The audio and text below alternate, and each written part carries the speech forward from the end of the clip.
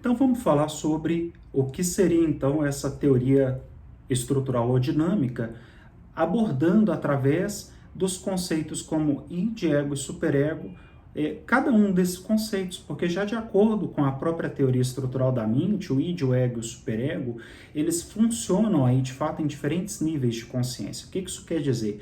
Que é um constante movimento de lembranças e impulsos de um nível para o outro, ou seja, isso não está estanque por níveis, eles podem transitar em diferentes níveis, isso permite exatamente compreender melhor essas explicações e essa teoria acaba trazendo mais compreensão para determinados fenômenos psíquicos, exatamente por ela ser bem mais dinâmica em relação a esses níveis, a essas camadas que foram propostas na primeira teoria.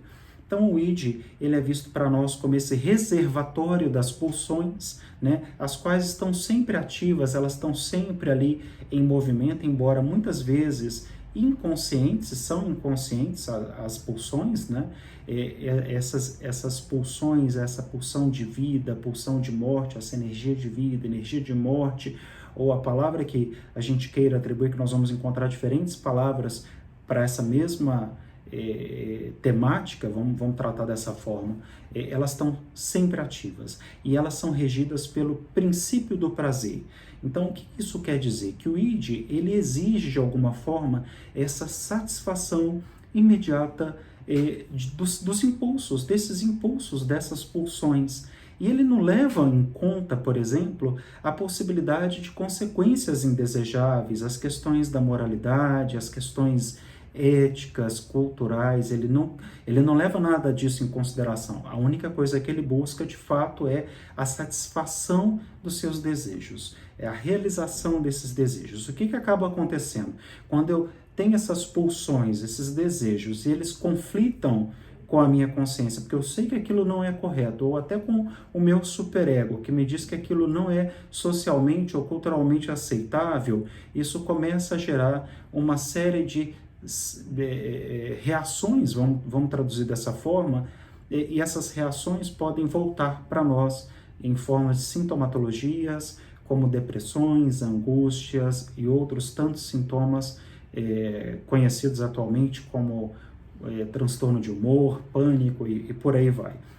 Já o ego, que seria essa instância mais próxima, mais relacionada ao consciente, ele funciona principalmente a nível consciente. Então, ou seja, eu sei do que se trata, né? É algo que eu tenho plena consciência, não é algo que está submerso no meu inconsciente, que eu não entendo quais são de fato os meus impulsos, as minhas pulsões, ou seja, eu sei o que eu quero, eu entendo do que eu estou falando, eu tenho consciência do que eu estou falando e do que eu estou sentindo. E ele, em alguns momentos, e isso tem um pouco a ver com a teoria estrutural dinâmica, ele também pode ser pré-consciente. O que isso quer dizer? Que ele pode não estar a nível consciente, mas ele está numa instância ou num nível um pouco mais próximo e muito mais fácil, muito mais acessível que o inconsciente. Embora também é possível encontrar no ego alguns elementos inconscientes, a gente pode aprofundar isso dentro das obras da teoria freudiana, pois ele acaba, a gente pode até entender que esse ego evolui do próprio id, por isso que ele pode ter também essas instâncias inconscientes. Já o superego, a gente diria que ele é apenas parcialmente consciente. O superego serve, então, de uma certa forma, como um sensor das funções do ego, contendo os ideais do indivíduo, dos valores familiares, sociais, morais, éticos, sendo também aí a fonte dos sentimentos de culpa e também o medo de punições, o medo de sanções. Então é importante que a gente diferencie essas três instâncias que foram amplamente abordadas por Freud dentro da teoria estrutural ou dinâmica. Então o id é compreendido então como essa estrutura natural do ser, como uma estrutura mais primitiva, né? Vamos tentar traduzir dessa forma, e é um ambiente por si só, por exemplo, caótico e inconsciente, porque essa energia como parte de um vulcão que está ali, parece que está quieto, parece que não está em atividade, mas que está em constante atividade o tempo todo, tentando de alguma forma vir à superfície. E nele há sempre conflitos e dualidades, então essa é uma das características do id, pois desejos contraditórios habitam nessa região.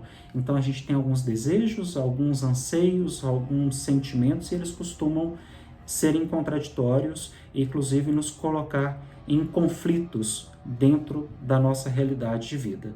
Então, o id tem seu poder e protagonismo, pois as pulsões da vida e pulsões da morte atuam nesta região.